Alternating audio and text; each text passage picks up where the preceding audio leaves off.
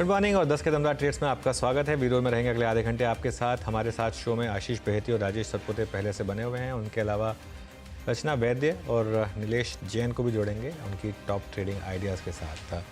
Big market voices में आज हमारे साथ होंगे डायमेंशंस कॉर्पोरेट फाइनेंस के मैनेजिंग डायरेक्टर अजय श्रीवास्तव। इसके अलावा HDFC बैंक का पूरा एक्शन बताने के लिए हर्षिता से बात करेंगे और कुछ और टॉपिक्स पर भी बातचीत होगी। लेकिन पहले एक बार ज़रा मार्केट का रुख कर दें। और मार्केट में अभी भी मोमेंटम काफ़ी शानदार। फ्रेश ऑल टाइम हाई पर Nifty, fresh all time high पर bank Nifty. Mid cap index 56,100 के पार। Advance decline 2:1। आज का sector of the day clearly private banks. और पिछले कुछ मिनटों में मूव आना शुरू हुआ है अब PSU बैंकों में। एक बार SBI का चार्ट लेकर आइए ज़रा, क्योंकि ये एक मिसिंग पीस था अब तक जो मार्केट की रैली थी उसमें, और अब थोड़ा सा SBI में मूव आना शुरू हुआ। ITC में अच्छा मोमेंटम है। उसके अलावा अब IT स्टॉक्स में भी ठीक ठाक मोमेंटम आ रहा है। कंज्यूमर नेम्स अच्छा कर रहे हैं। तो कुल मिलाकर मार्केट के लिए इस समय सब कुछ बहुत शानदार। सिर्फ एक दो स्टॉक्स हैं जो स्टॉक स्पेसिफिक रीज़न से नीचे हैं, जैसे कि M&M फाइनेंस और Petronet LNG, but otherwise momentum market का काफ़ी शानदार। बीरू जी हाँ, ये अब तक की थोड़ी सी समरी थी, छोटी सी समरी। अब एक काम करते हैं, पैनल से बातचीत शुरू करते हैं। रचना वैद्य जी और नीलेश जी फ्रेश पर्सपेक्टिव लेके जुड़े हैं। राजेश सतपुते जी, आशीष बेहती जी पिछले कार्यक्रम से इस कार्यक्रम में भी शिरकत कर रहे हैं। रचना जी गुड मॉर्निंग, बताइए आपका ट्रेड आज का दो क्या रहेगा? जी गुड मॉर्निंग। और मेरा एक ट्रेड जो रहेगा आज वो एक्सिस बैंक रहेगा। एक्सिस बैंक में मोमेंटम आगे और कंटिन्यू होने के पूरे चांसेस है। यहाँ से स्पेस अवेलेबल है ऊपर वाली साइड पे 1310 तक। तो फ्यूचर्स को हम बाय करेंगे 1260 पे SL लगाएंगे और ऊपर वाली साइड पे विद इन अ डे और मे बी 2 हम 1310 का नंबर देखेंगे एक्सिस बैंक पे।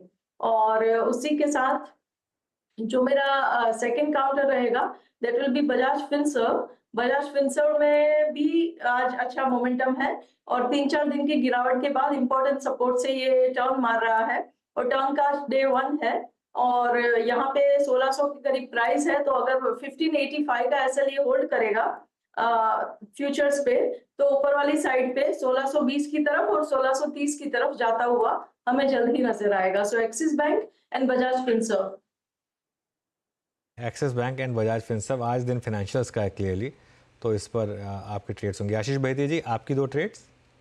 जी अनुज जी, पहली ट्रेड रहेगी ITC पे खरीदारी की सलाह रहेगी। ये स्टॉक एक रिवर्सल ट्रेड है क्योंकि स्टॉक अभी भी 20 डेमा के इतने नीचे ट्रेड कर रहा है और जिस हिसाब से इसमें पैटर्न बन रहा है मुझे लग रहा है इसमें एक मोमेंटम यहाँ से देखा जा सकता है और एक सेफ बेट की तरह इसे ट्रेड किया जा सकता है।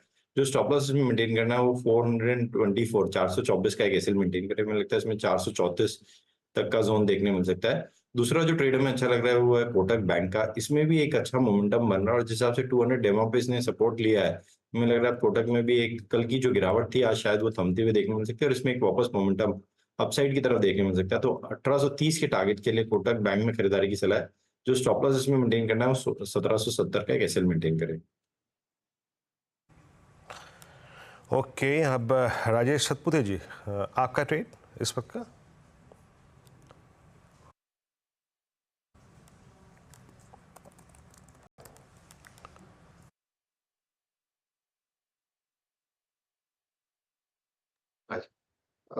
सॉरी, ये मैंने नहीं किया था, मिस्टेक हो गई था। देखिए वीरेंद्र जी, देखिए मेरी नजर BL पे है। मुझे लगता है BL HL पे नजर होनी चाहिए। 10 DMA का यहाँ पे सपोर्ट है और एग्जैक्टली इसी लेवल के ऊपर BL में बाय बनता है। सो 310 पे ये बाय बनेगा। स्टॉप लॉस होगा 305 का और स्विंग ट्रेडिंग का इसका टारगेट होना चाहिए 320 324 का।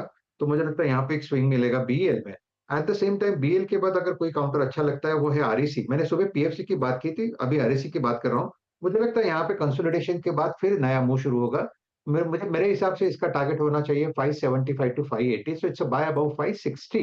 स्टॉप लॉस होगा 552 का।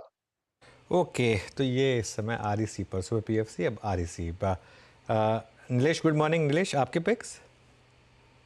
मॉर्निंग अनु जी, मॉर्निंग सभी को। देखिए खरीदारी पर ही फोकस है। जो स्टॉक रिड़ा पे आया है वो है टाटा कंज्यूमर। काफी अच्छा रिवर्सल हमें पिछले 3-4 दिनों से यहाँ पे देखने को मिल रहा है। लगभग 2% का ओवर एडिशन यहाँ पे देखने को मिल रहा है। तो काफी अच्छे बिल्डअप लॉन्ग साइड में देखने को मिल रहा है। इसके चलते यहाँ पे 1140 और 1155 ये दो टारगेट के लिए टाटा कंज्यूमर को लॉन्ग करके चल सकते हैं 1102 के आसपास का यहाँ पे स्टॉप लॉस रख के चलना होगा। उसके साथ ही साथ देखिए सारी फार्मा स्पेस में काफी अच्छा मोमेंटम वहां देखने को मिल रहा है, तो उसी स्पेस में से डॉक्टर रेड्डी इस पर्टिकुलर काउंटर में खरीदारी करने की सलाह होगी। 6550 और 6600 के टारगेट के लिए 6360 का स्टॉप लॉस रखना होगा एंड 6550 और 6600 तक के टारगेट डॉक्टर रेड्डी में देखने को मिल सकते हैं। ओके, तो डॉक्टर रेड्डीज यहाँ पर एक ट्रेड आप ले सकते हैं। कुछ और स्टॉक्स देखते हैं एक बार। बैंक निफ्टी कूल ऑफ हो रहा है अब हायर लेवल से, शायद थोड़ा सा हायर लेवल से एक प्रॉफिट बुकिंग आती हुई यहाँ पर 53,071 पर, लेकिन अभी भी खैर मोमेंटम स्ट्रॉन्ग ही है। उसके अलावा कहाँ पर मूव आ रहा है इस समय? एक बार आईटी स्टॉक्स देखते हैं और एक बार रिलायंस देखते हैं। आई थिंक टीसीएस और रिलायंस ये दो स्टॉक्स हैं जिन्होंने थोड़ा सा इस समय एक मूव लोअर लेवल पर लेकर आए। रचना जी गुड मॉर्निंग। रिलायंस में आज के डिप को कैसे अप्रोच करें? आपने इस तेज़ी को भरपूर प्ले किया, अब क्या यहाँ पर बाय करें या वो ट्रेड ओवर हुई? नहीं, यहाँ पे बाय कर सकते हैं, लेकिन अगर ये आज स्ट्रांगली पुल बैक दे रहा है तो इस पुल बैक को खत्म होने दीजिए और करीब करीब 3070 के करीब अगर ये जाएगा in the worst come worst case, तो ये वहां से एक इम्पोर्टेंट सपोर्ट बनता है, तो वहां पे एक दोबारा एंट्री की अपॉर्चुनिटी बनेगी। अगर उतना डीप नहीं जाता तो 3100 के आसपास भी एक अपॉर्चुनिटी बनेगी, तो 3100 के करीब भी बाइंग करेंगे तो एक रिस्क रिवॉर्ड रेशियो में इंप्रूवमेंट आ जाएगा। ऊपर वाली साइड जगह अभी भी अवेलेबल है, तो डिप जहां पे भी खत्म होता हुआ दिखाई दे वहां करे जरूर, बट डोंट चेस। ओके, जरा एक बार ग्लेनमार्क लिख के आइएगा। 1285 पे ट्रेड करता हुआ ये काउंटर आज अपना ऑल टाइम हाई टच कर रहा है। बीच में हमने बायोकॉन का जिक्र किया था, बट अच्छा राजेश जी के पास एक बार फिर से मैं आऊँगा। राजेश जी, आपने बीएल का जिक्र किया। वाकई बीएल मेरे ख्याल से कल मिड सेशन से कल 12 बजे के आसपास से इस पर एक मूव शुरू हुआ था, अब डी हाई पर आ रहा है। ये क्या एचएल पर ट्रांसलेट होगा क्या? 20 जून के बाद से एचएल अब तक काफ़ी हद तक फ्लैट है। 5386 पे एचएल पे आपका व्यू? वीरेंद्र जी देखिए, एचएल की अगर बात करें तो ये भी सेम पैटर्न है, जिगजैग पैटर्न है, एक दिन प्लस एक दिन माइनस। तो परसों प्लस था, कल का माइनस था, तो आज ये प्लस होना चाहिए। तो मेरे हिसाब से एचएल में अगर आपको स्विंग प्ले करना है तो ये लेवल बढ़िया है। 5400 के ऊपर शॉर्ट कवरिंग होनी चाहिए। 5550 5580 ये इसका रेजिस्टेंस जोन है, तो एचएल बाय करे और जो स्टॉप लॉस मेंटेन करना है वो रहेगा 5350 का, यानी दिन के लो का। ओके, एचएल भी अगर आप देखें आपको अच्छा लग रहा है इस वक्त। टाटा कंज्यूमर का जो मूव है वो थोड़ा सा शार्प होता हुआ अब, और टाटा कंज्यूमर में मूव अच्छा है। बजाज ऑटो की प्लेसमेंट भी ठीक ठाक है। बजाज ऑटो भी अगर आप, मेरे ख्याल से पैनल की कॉल पे था नहीं डायरेक्टर साहब ने बजाज ऑटो अब तक। एक बार मार्क कर देता हूँ यहाँ पे ये आज, हाँ बजाज ऑटो अभी तक कॉल्स में शुमार नहीं है, बट प्लेसमेंट अच्छी है। रचना जी, ये जो प्राइस है ना बजाज ऑटो का 9550, ये ऑलमोस्ट 14 जून के बाद की जो स्लोपिंग नॉर्मल ट्रेजेक्ट्री है उससे बाहर निकल रहा है। यही प्राइस पे दो शॉर्ट टर्म मूविंग एवरेजेस हैं 10-20, उनको स्ट्राइक करता हुआ। आपका टेक?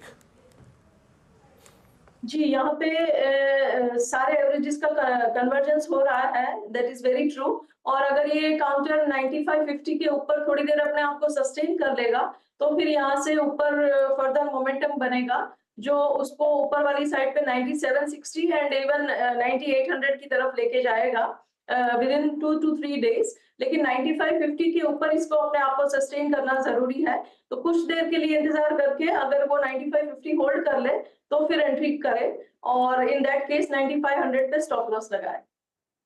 ओके, चलिए अब एक काम करते हैं, आज का stock of the day HDFC bank की बात करते हैं। फिर स्टॉक 3% ऊपर, जून में एफआई की होल्डिंग 55% से नीचे आई।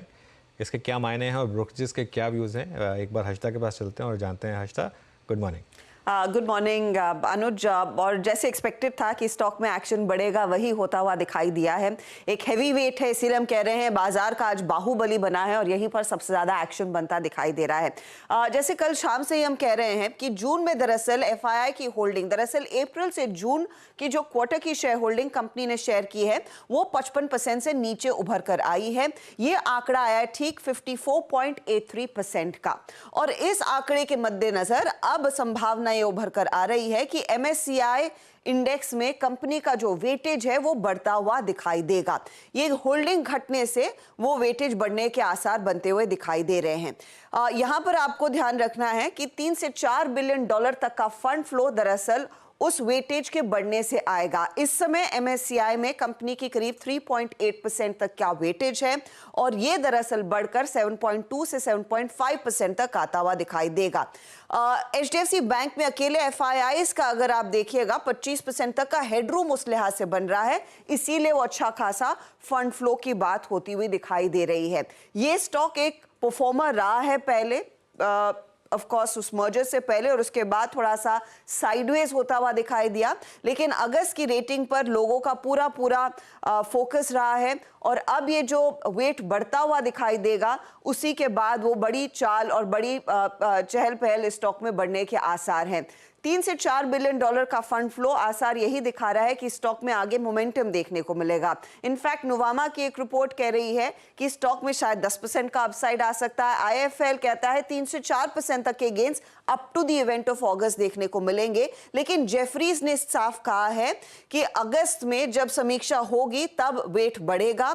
उस लिहाज से जेफरीज का टारगेट करीब 1880 रुपए प्रति शेयर है। स्टॉक आज हम देख रहे हैं करीब 3% ऊपर 1785 के आसपास ट्रेड करता हुआ दिखाई दे रहा है। तो जेफरीज ने साफ कहा है कि बाय साइड पर वो रहेंगे और वेटेज बढ़ने के चलते नजरिया इस स्टॉक पर वो पॉजिटिव ही रखना चाहेंगे। ऑलराइट हर्षिता, बहुत बहुत शुक्रिया ये पूरी जानकारी रखने के लिए। और अब हमारे साथ बिग मार्केट वॉइसेस में मार्केट आउटलुक पर चर्चा करने के लिए डायमेंशंस कॉर्पोरेट फाइनेंस के मैनेजिंग डायरेक्टर अजय श्रीवास्तव जुड़ गए हैं। Ajay ji, good morning. और गुड मॉर्निंग अनुज जी, गुड मॉर्निंग। आज तो शुरुआत हमको HDFC बैंक से ही करनी है। जैसे कह रहे थे ना, वो बहुत टाइम से बुल्स कह रहे थे आइए, आपका इंतज़ार था। फाइनली वो स्लंबर से जाग कर पिछले 2 महीने में शानदार मोमेंटम आए यहाँ पर। लेकिन ये अभी भी एक टेक्निकल फैक्टर है। उसके अलावा क्या अभी इन लेवल्स पर ये स्टॉक बाय है, या मतलब क्या आपका क्या व्यू है? एक ऐसा स्टॉक जिसने इतना पैसा बना के दिया, उसके बाद 4 साल की अंडर परफॉर्मेंस, क्या अब ये कुछ मोमेंटम दिखा रहा है यहाँ पर? देखिए अनुज जी, हम स्टॉक पे तो कमेंट नहीं करेंगे, बट यही करेंगे कि जब बैंकिंग सेक्टर के अंदर में आज की तारीख में रिलेटिवली सबसे लोएस्ट वैल्यूएशन है इसमें इंडस्ट्री में, चाहे manufacturing stock, 2 wheeler stock, chemical, जो भी ले लीजिए इंडस्ट्री को, बैंकिंग स्टॉक की वैल्यूएशन सबसे कम है। और खासकर उन बैंकों की जिसके अंदर में एम्बेडेड है insurance companies, AMC, general insurance, life insurance, securities company, financial company. अगर आप इनकी जो सम ऑफ पार्ट जिसे कहेंगे उस हिसाब से देखेंगे तो इनकी वैल्यूएशन काफी, मतलब रिलेटिव टू द मार्केट, सारी जितनी बैंकें इंटीग्रेटेड हैं सबकी काफी कम है रिलेटिव टू द मार्केट। एक नंबर 2 इज कि ये काफी अनइन्वेस्टेड हो गए थे शेयर, बिकॉज सबके म्यूचुअल फंड में थे पैसे, बट डायरेक्ट इन्वेस्टमेंट कोई नहीं कर रहा था। और आज भी आप देखेंगे अनुज जी, ये बढ़ेंगे, मार्केट भी बढ़ती है, ये भी बढ़ेंगे, बट आपका relative performance of portfolio weak रहेगा कि अगर आपने इन बैंक्स पे फोकस किया। बिकॉज जो बेसिक इशू बैंक का जो है, सब्सिडी को छोड़ दीजिए, वो ये है रॉ मटेरियल कॉस्ट बढ़ गई है, विच इज मनी की वैल्यू जो आपकी FD बना रहे हैं सेविंग की जगह बढ़ गई है, और डिमांड, उनकी जो कॉर्पोरेट डिमांड है वो तो बहुत कम हो गई है, और जितना इक्विटी इशू हो रहा है अनुज जी, उससे कारण और भी घट रही है। तो सारी डिमांड जो है पर्सनल लोन पे आजकल टिकी हुई है बैंकों की ना। उसके ऊपर RBI की भी नजर है, मार्केट की भी सिचुएशन ये है, लोग डिस्ट्रेस में है पर्सनल। तो जो पोर्टफोलियो ऑफ लोन है वो डिटेरियोरेट हो रहा है, जो पोर्टफोलियो ऑफ डिपॉजिट है उसमें कॉस्ट बढ़ रही है, और उसी कारण से ये बैंकों की वैल्यूएशन रिलेटिवली अब मार्केट से काफी पीछे चल रही है। बिल्कुल। तो ये होगी बात खैर बैंकों की। ओवरऑल अगर आप अजय जी एक व्यू देखें मार्केट में, कंसेंसस ये रहा है कि अब इस मार्केट में लार्ज कैप में अभी भी कंफर्ट है, निफ्टी अभी भी ओवर वैल्यूड नहीं है, लेकिन मिड कैप और स्मॉल कैप में बहुत ज़्यादा फ्रॉथ है। लेकिन पैसा मिड कैप और स्मॉल कैप में ही बन रहा है इवेंचुअली। तो ऐसे में आप करें क्या? देखिए, इस दुविधा का रास्ता एक ही है, दुविधा का रास्ता एक ही है कि आपको सेक्टर और कंपनी चूज करनी पड़ेगी। अगर आपने मिड कैप केमिकल में आप बने रहे पिछले 1.5 साल में, तो आपकी रिटर्न शायद नेगेटिव होगी, 0 होगी। अगर आपने इंडस्ट्रियल मैन्युफैक्चरिंग में गए, ऑटो एंसिलरी में गए, तो आपकी रिटर्न बहुत बेहतरीन आएंगे। तो इसका आंसर मिड कैप को आप एक सेगमेंट मत लीजिए, आप ये देखिए कि आपको किस इंडस्ट्री में फोकस करना है और वहां पे आप अपना निवेश करिए। अब केमिकल, जैसे एग्रोकेमिकल है, 2 साल 3 साल से नहीं चल रहे, डिमांड फॉल है, प्राइस फॉल है, तो उसके अंदर में अगर आपने निवेश डाला हुआ है तो स्ट्रगल करते हैं आप। दूसरी बात, इस क्वेश्चन ऑफ मोमेंटम, आपको ये भी देखना है कि जो इंडस्ट्री आपके पास में जिसमें इन्वेस्ट कर रहे हैं और उस इंडस्ट्री का क्या मोमेंटम है और उस स्टॉक का क्या मोमेंटम है। कई शेयर बेहतरीन है, मैं आपको बताता हूँ एग्जांपल, एक कॉटन टेक्सटाइल कंपनी है यान की, India's largest, world I think third largest company होगी, बेहतरीन फाइनेंशियल्स है, बेहतरीन है, बट पिछले 15 साल से उसकी पी लो सिंगल डिजिट में चलती आ रही है, इनॉर्मस कैश प्रॉफिट बनाता है। तो कई बार क्या होता है कि स्टॉक का मोमेंटम देखिए, सो इंडस्ट्री देखिए, industry momentum and stock momentum. आज की तारीख में भी आप देखेंगे ऑटो एंसिलरी इंजीनियरिंग कंपनी में लगते हैं एक्सपेंसिव, बट उनकी ग्रोथ मार्केट बहुत जबरदस्त है। पूरा यूरोप धीरे धीरे अब खाली हो रहा है मैन्युफैक्चरिंग से और इंडियन कंपनी टेक ओवर कर रही है। हम अमेरिका फोकस करते हैं बट ऑटो एंसिलरी यूरोप में जाके, तो वो जो एक सेगमेंट है उसके अंदर में चाहे मिड कैप में लीजिए, स्मॉल कैप में लीजिए, आपको बेहतरीन अभी अपॉर्चुनिटीज मिलेंगी, इंजीनियरिंग में बेहतरीन अपॉर्चुनिटीज मिलेंगी। तो मिड कैप को मत उसको सोचिए कि आप किस इंडस्ट्री में है और वहां पे अपना निवेश करिए और वहां पे बैठे रहिए। अभी तो मार्केट में और इंडियन कंपनी में बहुत दम है कि यूरोप वगैरह पूरा जो आप देख रहे हैं डी इंडस्ट्रियलाइज हो रहा है यूरोप पूरा, और उसका बेनिफिट इंडिया को बेहतरीन आएगा। हम चाइना +1 कहते हैं, मैं तो कहता हूँ यूरोप से सबसे बेनिफिट कहीं नहीं आएगा इंडिया को, जो मैन्युफैक्चरिंग एक्सपोर्ट हम करेंगे यूरोप को।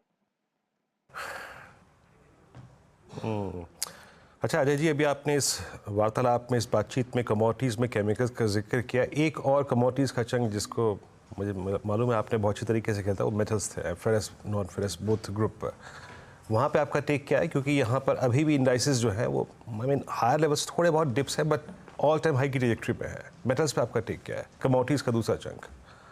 देखिए, नॉन फेरस में हमारा हमेशा से स्ट्रॉन्ग व्यू रहा है कि ये स्टॉक चलेंगे और ये और भी चलेंगे। और अभी तो अब मैंने बताया कि अगले 20 साल तक, 10 से 20 साल तक नॉन फेरस स्टॉक्स इतना रिटर्न देंगे आपको डिविडेंड में और कैपिटल गेन में कि, और विद श्योरिटी कि आपको वॉलेटिलिटी होगी बट श्योरिटी, बिकॉज एक ही ऐसी इंडस्ट्री है जहां पे सप्लाई लिमिटेड है और कुछ भी नया आने से पहले 10 साल लगते हैं।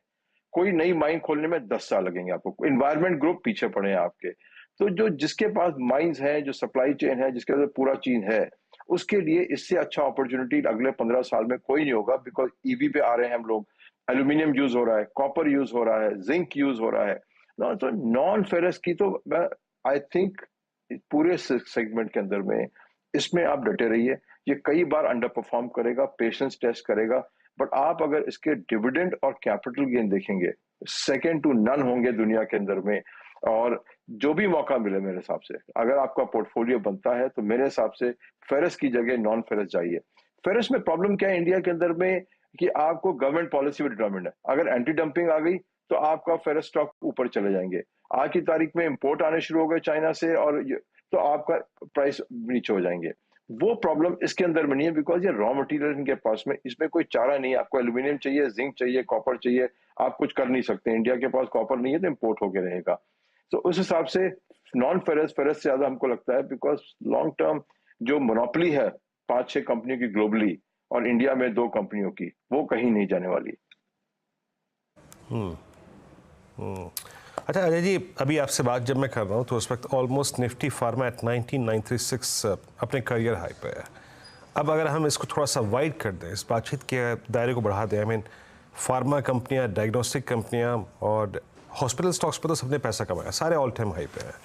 इस बास्केट में आपके प्रेफर्ड क्या है इस वक्त? देखिए, इस फार्मा कंपनी के अंदर में इंडियन जेनेरिक फार्मा में आप बेहतरीन रहिए, कोई प्रॉब्लम नहीं है उस कंपनी में। बट एक चीज ध्यान रखिएगा, मार्केट से कम रिटर्न देती है फार्मा, देती है 3 से 5 साल के साइकिल में 1 से 2 साल का रिटर्न देती है, उसके बाद में ये ठंडी हो जाती है। ये भी वही केमिकल वाला साइकिल है पूरा, कि आपको 2 साल बहुत बढ़िया देगी रिजल्ट और उसके बाद में 3 साल में कुछ नहीं करेगी आपको। तो आज की तारीख में एंट्री करके फार्मा के अंदर में आप अबव मार्केट रिटर्न नहीं, मुश्किल है कमाना मेरे हिसाब से। और इन्होंने काफी टाइम लिया है, ड्यूरेशन लिया है, आपने देखा होगा, आपने स्टैटिस्टिक्स देखी होंगी, एक हाई आने में काफी लंबा ड्यूरेशन लिया है। आप उसको कंपेयर करिए, अगर आपने ऑटो एंसिलरी में डाला होता, या एयरलाइन में डाला होता, या होटल में डाला होता, या मैन्युफैक्चरिंग स्टॉक में डाला होता, इंफ्रास्ट्रक्चर डाला होता, तो वो आपके रिटर्न मल्टीप्लाई करते मच फास्टर। आज की दुविधा क्या है मार्केट में, सबको आता हूँ, सबके पास आइडियाज बहुत है, पैसा लिमिटेड है, और उस हिसाब से आपको एलोकेशन करना पड़ेगा कि आपके लिए फार्मा स्टॉक है कि हॉस्पिटल तो एक मोनोपोली है। आपको बनाना हॉस्पिटल, वही नॉन फेरस वाली बात है, 7 से 8 साल हॉस्पिटल बनाने में लगते हैं, 5 साल ब्रेक इवन में लगते हैं, टीम ऑफ डॉक्टर आने में 5 साल लगते हैं, 15 साल का जेस्टेशन है नए हॉस्पिटल का हिंदुस्तान के अंदर में।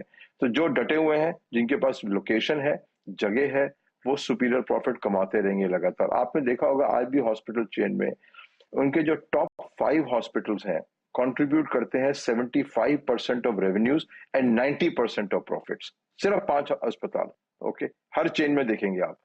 तो वो मोनोपोली चलती रहेगी, रिटर्न आते रहेंगे हॉस्पिटल में, और इसको बहुत डिफिकल्ट इंडस्ट्री है। फार्मा तो खैर नए केस आ रहे हैं फार्मा के अंदर में, और आपने देखा कईयों ने हमें बताया भी है, जेनरिक कंपनी ने, कि हमारे 20 से 25% ग्रोथ होगी। वहां भी यही है, 3 फार्मा कंपनी ग्रो करती हैं, 2 डी ग्रो करती हैं। आपने अभी देखा एक बहुत बेहतरीन कंपनी जिन्होंने एंटीबायोटिक अपना अनाउंस किया, 25 साल तक वो स्टॉक बैठा रहा एक जगह, 25 साल अंडर परफॉर्म किया। एक एंटीबायोटिक के डिस्क्लोजर से उस स्टॉक ने सारी कमी पूरी कर दी। तो इस स्टॉक में लक भी है, पेशेंस भी है, और इसलिए ऑड्स आपके रिटर्न कमाने के इतने अच्छे नहीं है जाकि अदर इंडस्ट्रीज में है। बिल्कुल। अच्छा, एक स्पेस जहाँ पर बहुत पैसा बना है पिछले 1 साल में अजय जी, वो है टेलीकॉम, और सभी स्टॉक्स ने छप्पर फाड़ के पैसा दिया। इवन जो वहाँ पर डॉग ऑफ द स्टॉक था वो भी लोअर लेवल से 70% भाग चुका है। यहाँ पर क्या अभी भी ये जो फंडामेंटल तेजी है, स्ट्रक्चरल तेजी है, वो इंटैक्ट है? अनुज जी, हमारे राय में तो अभी ये शुरू हुआ है, बिकॉज एक जो रास्ता खुला है वो है प्राइस इंक्रीज का। सबसे बड़ा प्रॉब्लम आया था पिछले 5 साल में जियो की एंट्री के ऊपर में, जब एंट्री लेवल प्राइसिंग करके मार्केट को काफी उन्होंने हिलाया था। अब तो बड़ी क्लैरिटी आ गई है कि अब वो भी प्राइस जो वॉर थी वो खत्म हो चुकी है। आपके रेट मेरे हिसाब 3 से 5 साल के अंदर में दुगने होने वाले हैं डेटा के और वॉइस के। इंफ्रास्ट्रक्चर बन चुका है, खर्चा हो चुका है, रिटर्न की बारी है अब। तो अगर आप समझते हैं छप्पड़ फाड़ के, तो उसकी अगली डेफिनेशन क्या होगी रिटर्न आने की, ये आप बता दीजिए। हिंदी में आप माहिर है कि अभी तो रिटर्न आना बाकी है मेरे हिसाब से, अभी तो कुछ भी नहीं हुआ इस स्टॉक्स के अंदर में। नहीं खैर, मेरा काम सवाल पूछना है और इसके लिए मैं उसी पर स्टक रहूँगा। खैर हाँ, रिटर्न्स अभी शायद बनने शुरू हुए हैं यहाँ पर। अच्छा, एक फाइनली ब्लॉकबस्टर मूवी बहुत टाइम के बाद आ गई, कल्कि। देखी क्या आपने? नहीं, देखी नहीं है। देखने की कोशिश करेंगे, लेकिन अभी देखी नहीं है। आपने देख ली सर? नहीं, मैंने नहीं देखी हाँ। क्योंकि टाइम नहीं। आपने सिनेमा का स्टॉक देखा होगा, आपने पीवीआर का स्टॉक मेरा सवाल वही था कि पीवीआर के स्टॉक पर अब क्या व्यू बन रहा है यहाँ पर? देखिए, अब मैं अभी कहूंगा, बाद में बहुत दोस्त हैं, अजीज दोस्त हैं जी, बट वही है, सबसे बड़ी गलती करी है इन्होंने। आपका इंडिगो और किंगफिशर का डिफरेंस है ये, आप ये समझ लीजिए। शायद वो क्योंकि उन्होंने मर्जर किया वो चीखे निकल जाएंगे, फाइनेंशियली निकल जाएंगे, बट बिल्कुल मुद्दा वही है। इंडिया को चाहिए है इंडिगो, जहां पे अब मास है, बल्क है, इकोनॉमिक प्राइसिंग है। आप इनकरेज करिए पीपल को पिक्चर आने में। आपने इंडियन कस्टमर को उल्टा चूज कर दिया कि यार इसको चूज लो अच्छी तरीके से, एक बार आ गया तो 3000 रुपए लेके जाएगा हमारे से। जब तक वो फिलॉसफी आप चेंज नहीं करेंगे, ये स्टॉक परफॉर्म नहीं करेगा। जिस दिन ये आपने चेंज कर दी फिलॉसफी, कस्टमर इज किंग, उसको वैल्यू देनी है मुझे एंटरटेनमेंट के लिए, ये स्टॉक बेहतरीन है। सेम इशू है, कोई कंपटीशन नहीं है इसके अंदर में, कोई दूसरी चेन इंडिया में है नहीं। मोनोपोली है दुकानों में, मॉल्स के अंदर मोनोपोली है, तो ये नहीं कि नया सिनेमा खुल सकता है एक मॉल में 2 सिनेमास। सब कुछ ठीक है इस कंपनी में, सिर्फ मैनेजमेंट का एटीट्यूड है कि एक एटीट्यूड कहेगा वैल्यू दें कस्टमर को, दूसरा जो कहता है कि यार चूज लो इसको अच्छी तरीके से। आ गया है तो पॉपकॉर्न इसको 800 का ही देंगे, उससे कम का नहीं देंगे, कॉस्ट चाहे 50 रुपए की है।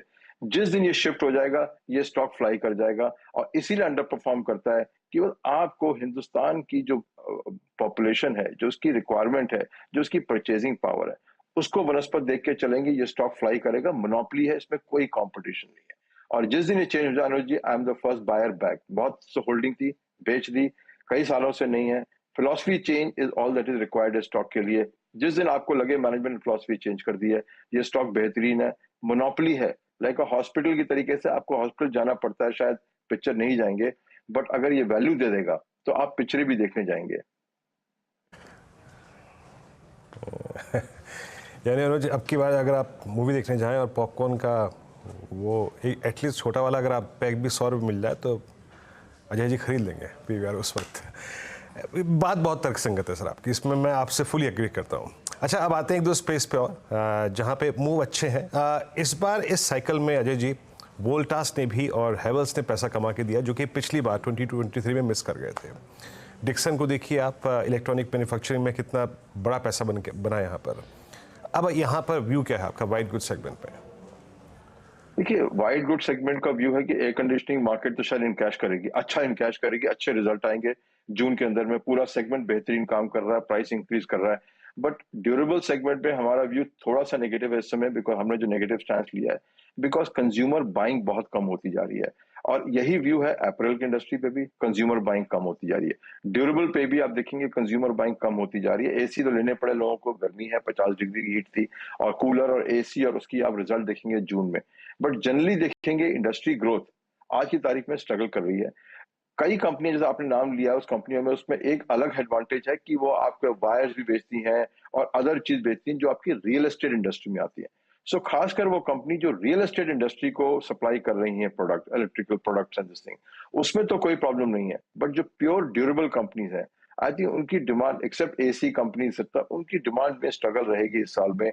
और मेरे हिसाब से बजट से हमें ये उम्मीद है, थोड़ी सी उम्मीद ये है कि गवर्नमेंट की ट्रेजेक्ट्री है स्पेंडिंग की और लिबरल की, थोड़ा सा अगर कंज्यूमर की तरफ चली जाए इंफ्रास्ट्रक्चर की बजाय, तो आई थिंक इस इकोनॉमी के अंदर में कंज्यूमर परचेज पावर बढ़ जाएगी।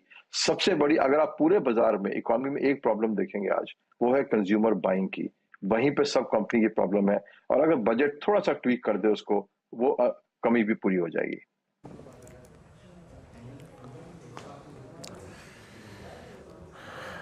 ओके, चलिए अजय जी बहुत बहुत शुक्रिया, आप इस कार्यक्रम में शामिल हुए, सभी सेक्टर्स पे अपनी राय रखी आपने, बहुत बहुत शुक्रिया। Nice day. चलिए अब आते हैं बाजार पे। तो निफ्टी करीब 53,045 पे और 24,267 पे निफ्टी, और निफ्टी बैंक 53,048 पे। एक बार निफ्टी फार्मा लेके आइएगा। आज सुबह सुबह एनबीएफसीज का, बैंक्स का जब हम एक अच्छा मूव देख रहे थे, उसके बाद अब निफ्टी फार्मा डे हाई पर, plus Nifty pharma at all time high as well 19,946। Rachna ji, कोई फार्मा में स्पॉटिंग की है क्या आपने? जी, फार्मा में एक जाइडस लाइफ में बहुत अच्छी मूवमेंट आ रही है और काफी स्ट्रॉन्ग मोमेंटम है यहाँ पे। अगर ये मल्टी डे के लिए कोई करना चाहता है, कैरी करके स्विंग ट्रेड जैसा बनाना चाहता है इसमें, then there is a good opportunity in Zydus life. 1070 जब तक ये होल्ड करेगा, तब तक ये ऊपर वाली साइड पे जो इसके रिसेंट हाइस थे उसकी तरफ 1150 की तरफ जाता हुआ हमें दोबारा से नजर आना चाहिए। ऑल राइट, चलिए एक काम करते हैं, अब शो को यहाँ समेट लेते हैं। और रचना जी बहुत बहुत शुक्रिया हमारे साथ जुड़ने के लिए। नीलेश, आपको भी बहुत बहुत शुक्रिया। और ट्रेडर्स हॉटलाइन लेकर नीरज जी आ गए हैं स्टूडियो में। आज क्लियरली बैंकों का जलवा मार्केट में, अभी भी बैंक निफ्टी 53,000 के ऊपर। Neeraj ji, good morning, over to you. Good morning Anu.